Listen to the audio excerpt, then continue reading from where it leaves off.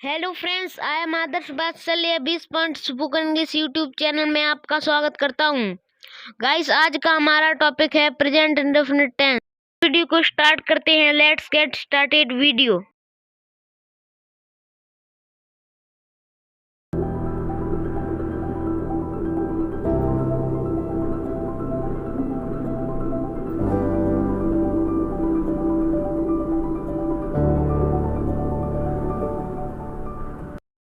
Present indefinite tense Hindi में से अनिश्चित वर्तमान काल कहा जाता है। देखिए इसकी पहचान क्या है। जिस वाक्य के अंत में ता है, ती है, ते है इत्यादि शब्द आते हैं वे वाक्य प्रेजेंट इंडेफिनिट टेंस के होते हैं। पॉजिटिव सेंटेंस हिंदी में इसे सकारात्मक वाक्य कहा जाता है। मैंने आपकी सहायता के लिए इसका स्ट्रक्चर भी लिख दिया है। आपकी स्क्रीन पर एक क्वेश्चन शो हो रहा है, Kabir plays in the courtyard. इसका हिंदी में मतलब है कबीर आंगन में खेलता है।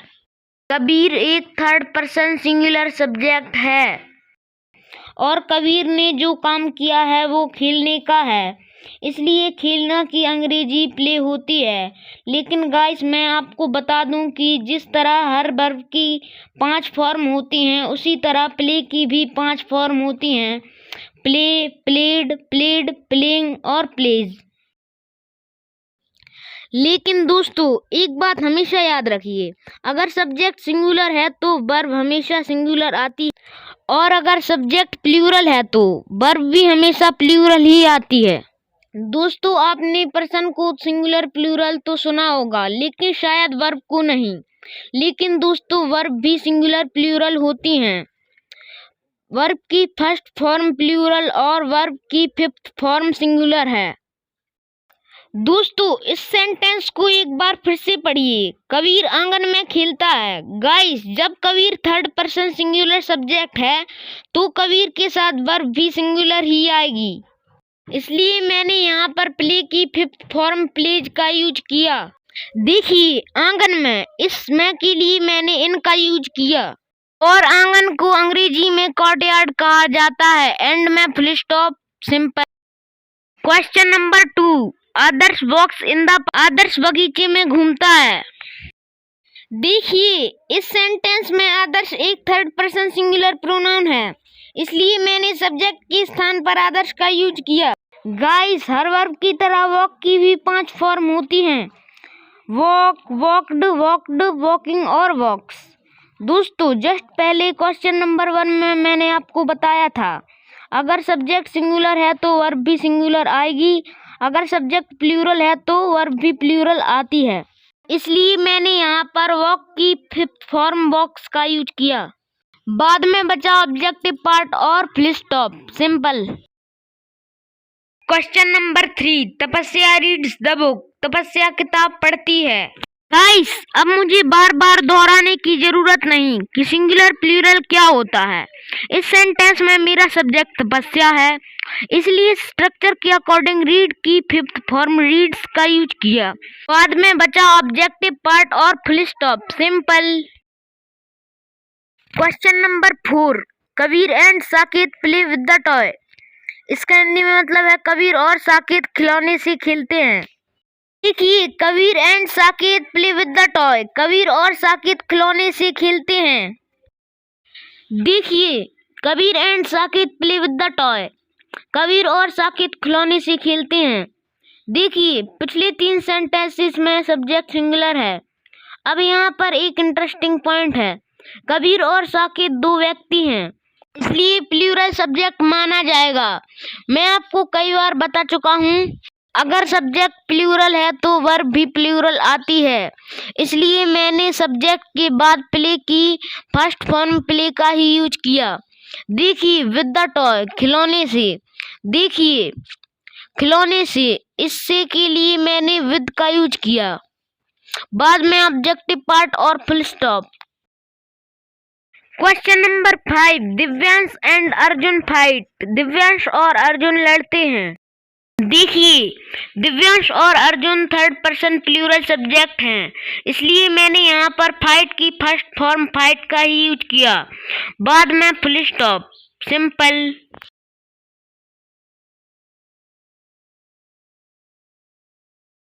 नेगेटिव सेंटेंस नकारात्मक वाक्य। मैंने आपकी सहायता के लिए इसका स्ट्रक्चर भी लिख दिया है। Question number 1, Abhay does not come at home. Abhay घर नहीं आता है। देखिए, सब्जेक्ट के स्थान पर अभय का यूज किया गया, लेकिन दोस्तों नेगेटिव सेंटेंस है इसलिए प्रेजेंट इंडेफिनिट टेंस की हेल्पिंग वर्ब डज का यूज इसलिए किया गया क्योंकि सिंगुलर सब्जेक्ट के साथ सिंगुलर वर्ब का यूज किया जाता है। क्योंकि नेगेटिव सेंटेंस है इसलिए डज के साथ नॉट का यूज किया गया। अच्छा, तो यहाँ पर एक इंटरेस्टिंग पॉइंट है कि सकारात्मक वाक्य में सिंगुलर सब्जेक्ट के साथ मेन वर्ब के स्थान पर फिफ्थ फॉर्म का यूज किया जाता है, लेकिन दोस्तों जब प्रेजेंट इंडेफिनिट टेंस का नेगेटिव सेंटेंस होता है तो यहाँ पर मुख्य क्रिया अपने मूल रूप यानी V5 से V1 में बदल जाती है, इसलिए मैंने यहाँ पर कम का यूज किया। बाद में बचा ऑब्जेक्टिव पार्ट और full stop. Simple. Question number 2, somebody does not sit this chair। इसका हिंदी में मतलब है कि इस कुर्सी पर कोई नहीं बैठता है। देखिए, somebody does not sit this chair। दोस्तों यहाँ पर एक थर्ड पर्सन सिंगुलर सब्जेक्ट है जो कि एक इंडेफिनिट प्रोनाउन है। दोस्तों अगर आप इंडेफिनिट प्रोनाउन के बारे में नहीं जानते तो नेक्स्ट टाइम मैं इंडेफिनिट प्रोनाउन के वीडियो को कवर करूंगा। देखिए, जब सब्जेक्ट सिंगुलर है तो वर्ब भी सिंगुलर आएगी। अब देखिए, somebody does not sit this chair। इस कुर्सी पर कोई नहीं बैठता है। दोस्तों यहाँ पर जो काम हुआ है वो बैठने का है और बैठना की अंग्रेजी सिट होती है, इसलिए मैंने डज नॉट के बाद सिट की फर्स्ट फॉर्म का यूज किया। इस कुर्सी पर दिस चेयर एंड में full stop. Question number 3, everybody does not respect of the bad people. बुरे लोगों का हर कोई सम्मान नहीं करता। दोस्तों एवरीबॉडी सेंटेंस में सब्जेक्ट है जो कि एक इंडेफिनिट प्रोनाउन है।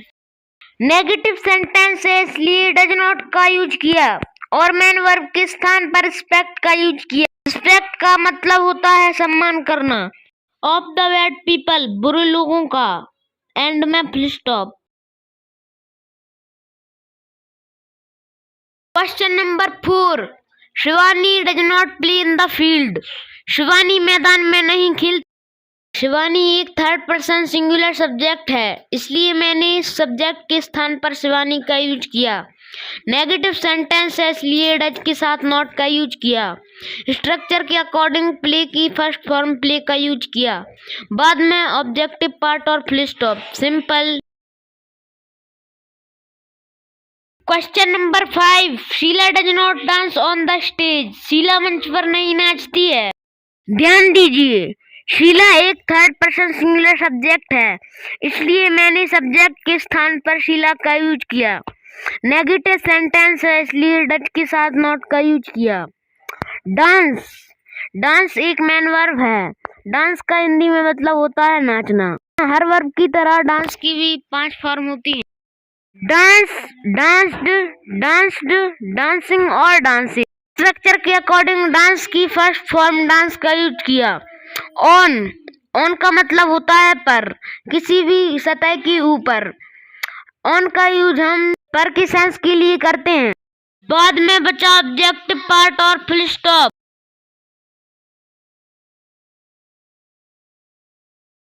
इंटेरोगेटिव सेंटेंस हिंदी में से प्रश्नवाचक वाक्य कहा जाता है। देखिए इसका स्ट्रक्चर क्या है। डू या does plus subject plus V1 plus other word.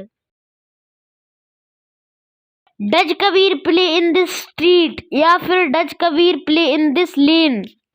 इसका हिंदी में मतलब है क्या कबीर इस गली में खेलता है।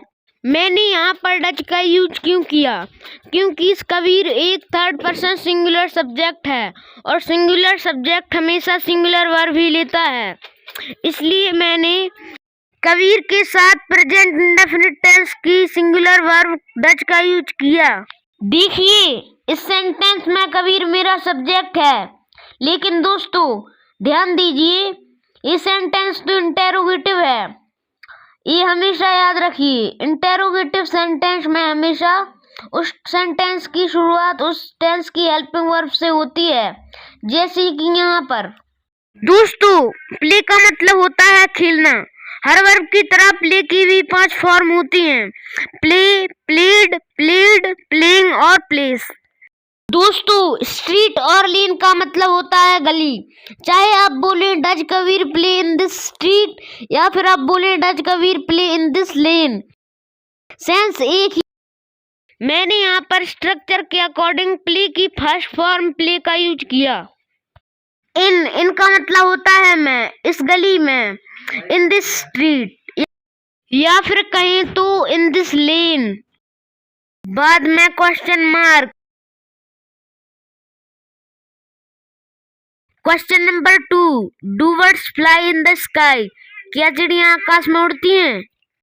दोस्तों, ध्यान दीजिए, इस सेंटेंस में मेरा सब्जेक्ट चिड़िया है, जिसको अंग्रेजी में बर्ड कहा जाता है, और मैंने इसे प्लूरल बनाने के लिए एस का यूज किया। गाइस, बर्ड एक प्लूरल सब्जेक्ट है, इसलिए सब्जेक्ट से पहले प्लूरल वर्ब डू का यूज किया शुरुआत में, और मैंने सब्जेक्ट के स्थान पर वर्ड्स का यूज किया।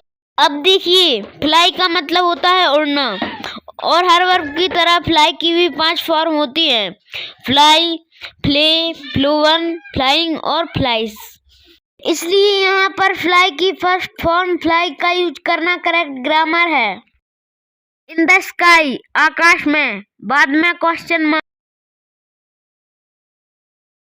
Question number 3, do the rich people also live in this colony?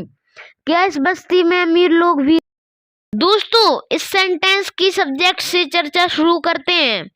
देखिए, ये जो पीपल वर्ड है, यही मेरा सब्जेक्ट है। इसका मतलब होता है लोग। एक कलेक्टिव नाउन है। दोस्तों, कलेक्टिव नाउन ऑलवेज प्लूरल होता है, इसलिए सबसे पहले प्लूरल वर्ब डू का यूज किया। द रिच पीपल, इसका हिंदी में मतलब होता है अमीर लोग। लिव का मतलब होता है रहना। एक मेन वर्ब है, इसलिए मैंने मेन वर्ब के स्थान पर लिव का यूज कर लिया। बाद में बचा ऑब्जेक्टिव पार्ट और क्वेश्चन मार्क।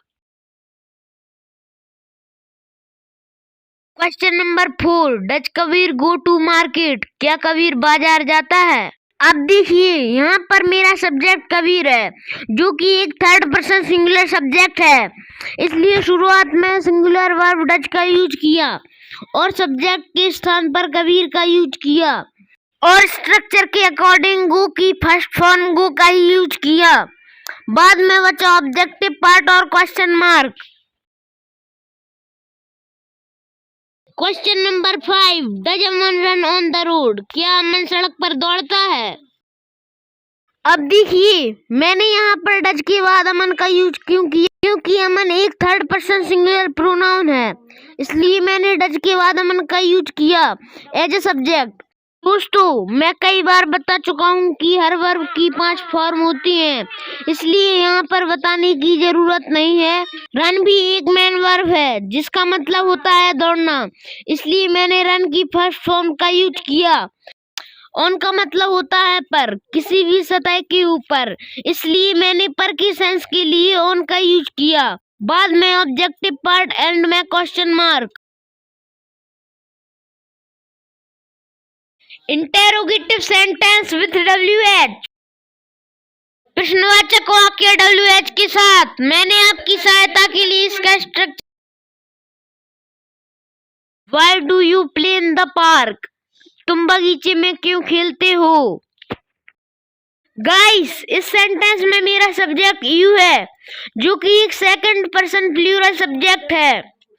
इंटेरोगेटिव सेंटेंस है, इसलिए यू से पहले डू का यूज किया और डू से पहले वाई का यूज किया। गाइस, हर वर्ब की तरह प्ले की भी 5 फॉर्म होती हैं: प्ले, प्लेड, प्लेड, प्लेइंग और प्लेस। मैंने स्ट्रक्चर के अकॉर्डिंग प्ले की फर्स्ट फॉर्म प्ले का यूज। इनका मतलब होता है मैं। बाद में बचा ऑब्जेक्टिव पार्ट और question mark. Question number 2, where does Adarsh run? Adarsh कहाँ दौड़ता है? दोस्तों, इस सेंटेंस में मेरा सब्जेक्ट आदर्श है, जो कि एक थर्ड पर्सन सिंगुलर सब्जेक्ट है, इसलिए मैंने आदर्श से पहले डच का यूज किया और डच से पहले WH फैमिली वेयर का यूज किया। गाइस, रन का मतलब होता है दौड़ना। हर वर्ब की तरह रन की भी 5 फॉर्म होती हैं, रन, रैन, रन, रनिंग और इसलिए मैंने रन की फर्स्ट फॉर्म रन का यूज किया एंड में क्वेश्चन मार्क।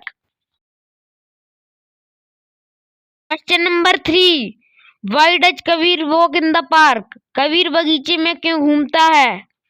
गाइस, इस सेंटेंस में मेरा सब्जेक्ट कबीर है, जो कि एक थर्ड पर्सन सिंगुलर सब्जेक्ट है, इसलिए मैंने सब्जेक्ट के स्थान पर कबीर का यूज किया। यह सेंटेंस इंटेरोगेटिव है, इसलिए कबीर के पहले डज का यूज किया और डज से पहले वाई का यूज करना कंपलसरी है। मैंने स्ट्रक्चर के अकॉर्डिंग वॉक की फर्स्ट फॉर्म वॉक का यूज किया। इन का मतलब होता है मैं, बाद में बचा ऑब्जेक्टिव पार्ट और क्वेश्चन मार्क।